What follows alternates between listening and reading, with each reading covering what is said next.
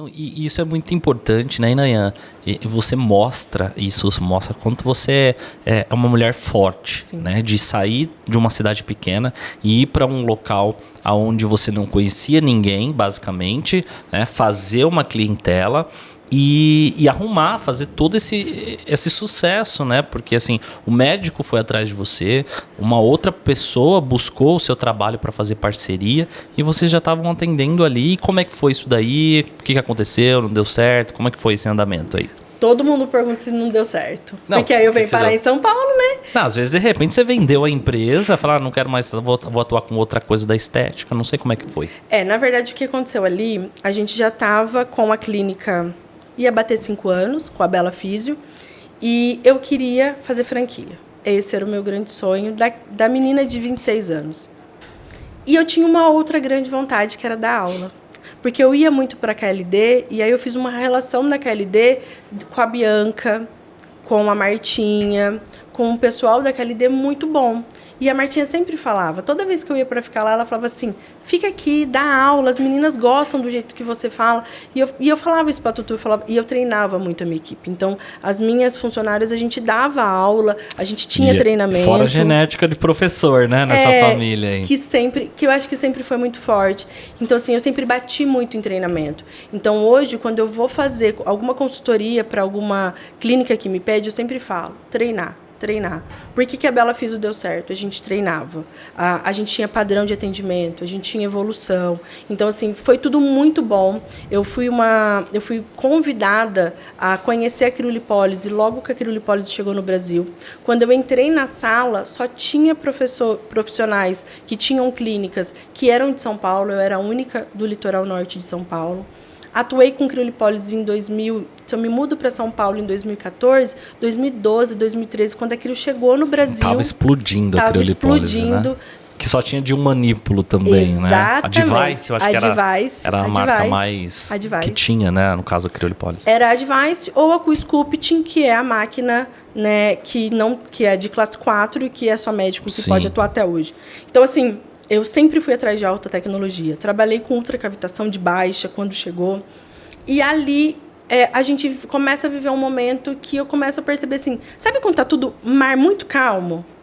Você está ganhando bem, você tem uma casa boa para morar, você tem uma clientela muito boa. Eu tinha muitas amizades em São Sebastião. Eu construí uma estrutura para mim em São Sebastião muito legal. Eu ganhei muito dinheiro, então eu sempre falo, a estética, ela me deu tudo que eu tenho até hoje. E aí quando a gente fala deu tudo, a gente sempre imagina a parte financeira. Então eu e Inayan não posso reclamar, mas ela me deu muito mais do que isso. Ela me trouxe bons amigos, bons momentos. E aí, às vezes, a pessoa só olha hoje os amigos que eu tenho aqui, que eu tenho hoje no mundo, porque a estética me proporcionou isso.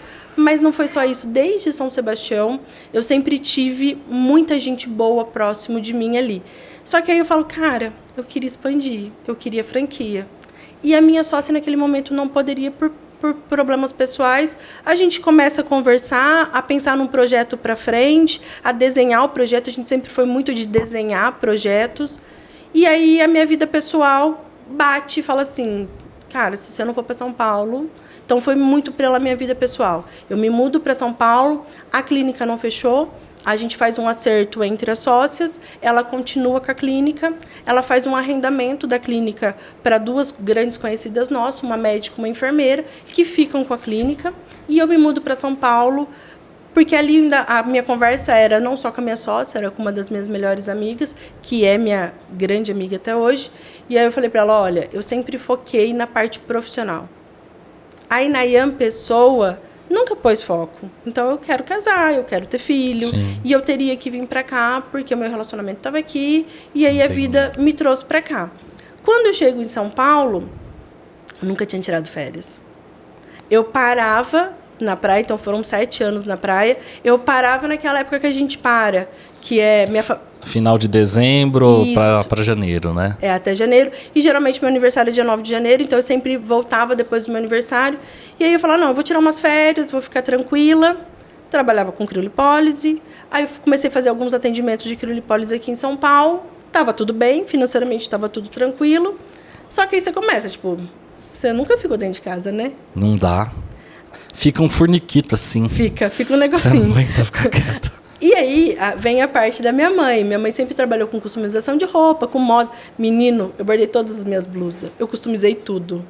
Eu lembro que eu sentei assim, ó, passei acho que um mês customizando tudo. Eu bordei tudo que existia dentro do meu guarda-roupa, eu bordei.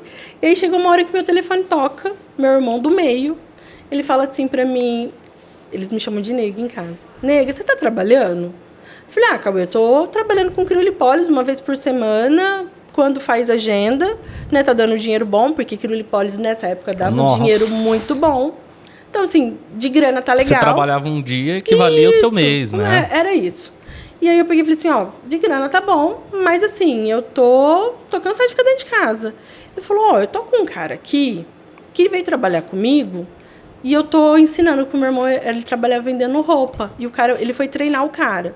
A gente sempre trabalhou com venda também. Isso é importante. Isso é importante. E aí ele falou assim pra mim, e eu falando de você, falei que você é fisioterapeuta, que você tinha uma clínica de estética muito grande, que faz alguns meses, fazia 2 meses que eu estava em São Paulo. E ele falou pra mim que vai abrir uma loja em São Paulo, da empresa que ele trabalhava, que ele acabou de sair. E ele é amigo de todo mundo lá. Você não quer mandar teu currículo? Empresa na área da estética. Na área da estética, que pra mim eu não sabia que existia, tá? Uhum. Porque eu e Nayan, como dona de clínica, comprava diretamente da indústria. Certo. Então, eu não sabia que existia um universo que chamava revenda. E aí, eu falei assim, então tá, mandar o currículo. Ele falou, e o cara gostou quando eu falei pra ele que você tem muito relacionamento dentro da indústria. Porque eu tinha um bom... E o meu irmão sabia. Aí eu falei, beleza. Que você ia, né, fazia os eventos, ou ia participava dos eventos, etc. E tal. Né? O cara me ligou, o cara conversou comigo, ele falou, parece que você tem o perfil do que o povo tá precisando lá. E aí eu fui fazer a seleção. Fiz a primeira, fiz a segunda. Na terceira seleção, chego para fazer, tem a seleção de serviço. 16 pessoas sentadas. Eu era a última. Sentei. E aí eu começo a ver que sai um cara com a camiseta da empresa e chama fulano, com o currículo na mão. Aí sai outro cara com a camisa da empresa e chama outra pessoa. Sai um cara, não me esqueço, nunca, com uma camisa da Dudalina, que eu já estava olhando a vestimenta. Claro, a gente observa tudo, né? Eu observo tudo. Sai o cara, falei, peraí, tá diferente. Esse aí, na minha vez, tá diferente. Na minha vez tá diferente. Aí ele foi, pegou água e começou a perguntar o nome de cada um. E aí ele pegou...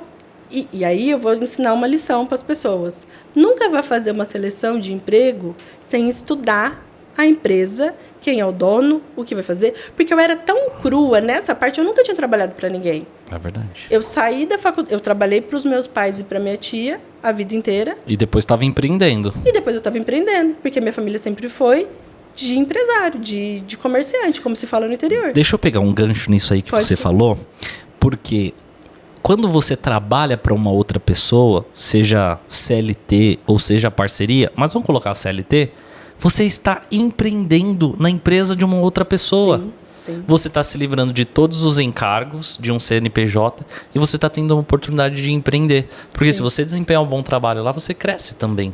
Vamos falar sobre isso. E aí ele pega e fala assim, o nome do fulano, o nome, foi perguntando. Ele olhou para mim e falou, e o seu nome? Eu falei, Nayan. Ele falou, deve ter pensado, né, que nome diferente, né? Aí ele falou, tá. Virou as costas e saiu andando. Aí eu virei para ele e falei assim, e o seu? Tipo, quem é você? Ele virou num susto, menino. Ele falou, eu sou o fulano, o dono da empresa. Aí eu falei, não, Nayan, sei essa tua boca grande. E nesse momento, a hora que eu fui entrar para fazer a entrevista, eu sabia o nome para quem o meu currículo tinha sido enviado, porque me perguntam muito. Sim. Como que você entrou na empresa? Né?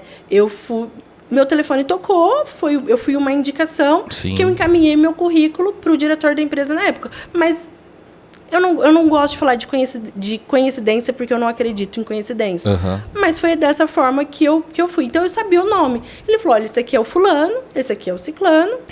E ele estava sentado no meio. Eu catei a minha cadeira e puxei para frente, para onde eu mandei meu currículo. Aí ele falou, não, quem vai te entrevistar sou eu. E aí começou. E ele perguntava, e se isso aqui der errado? Eu falei, a gente pode fazer assim. Isso aqui acontecer. Ele falou, pode fazer assim? E se isso aqui acontecer? Eu falei, aí a gente pode tentar ir para esse caminho aqui. E se isso aqui der errado? Eu falei, se isso daí der errado, talvez um bom caminho seria esse aqui. Quando ele terminou, ele falou assim para mim, você sabe quanto que é a vaga, o valor do salário? Eu falei, não, até agora não me falaram. Ele falou, então eu vou te falar. Ele falou, é 1.300, 1.800, era alguma coisa assim há 10 anos atrás. Aí, nessa hora, imagina, você tem a maior clínica de estética do litoral norte de São Paulo. Faturando pra caramba. Às vezes faturando isso aí em uma paciente, né? Isso. Eu cobrava R$ 1.500 a área de criolipólise. E ele me falou que o salário ia ser 1.800. E eu estava atuando com crio aqui. Aí, a hora que ele falou isso, eu falei assim pra ele, olha, foi uma grande oportunidade participar dessa seleção. Eu nunca tinha participado de nenhuma seleção de emprego. Ele falou, você é minha opção. Eu falei, então, mas por esse salário, infelizmente, para mim não dá. Porque, aí eu falei para ele, vou ser muito sincera com você, hoje eu faço criolipólise, já estava um pouco mais barato, mas a minha área era R$800, R$700. Que eu fiz, assim. Mesmo assim, no final de semana eu estava ganhando 3 vezes mais do que ele falou ali.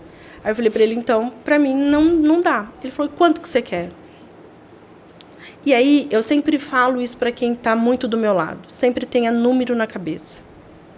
Eu já sabia o quanto que eu queria ganhar e o quanto seria o valor da minha hora. Aí eu falei, eu quero tanto por hora. Eu não falei o salário, eu falei o valor da hora. Aí ele falou, mas aí eu não te contrataria como CLT, teria que ser PJ. Aí eu falei, por mim tudo bem. Eu tenho uma empresa aberta, eu não fechei a minha empresa, Sim. Porque na minha parceria, eu tinha o meu CNPJ, porque eu tinha as minhas responsabilidades e ela tinha o dela. Uhum. Então, eu tinha uma empresa aberta, que eu não queria fechar, porque eu já tinha conversado isso com meu pai, e meu pai já tinha falado pra mim que não, filha, vamos deixar, porque é bom ter um CNPJ. Eu falei, olha, eu posso te emitir nota, eu sou Simples Nacional. Aí o cara já... Ele falou, então tá, daqui a pouco a gente conversa. 3 dias depois, eu recebi a ligação falando, olha, se você está querendo, você quer ainda a oportunidade de emprego, você pode vir, o treinamento é aqui no interior de São Paulo, você pode vir que você vai ser contratada. Podemos falar onde eu trabalhei? Oh, claro. E aí eu fui contratada pela Shop Físio, que foi um dos maiores varejos do Brasil. Eu entro na Shop Físio em 2014 e fico na Shop Físio até o início da pandemia, que é 2020. Você...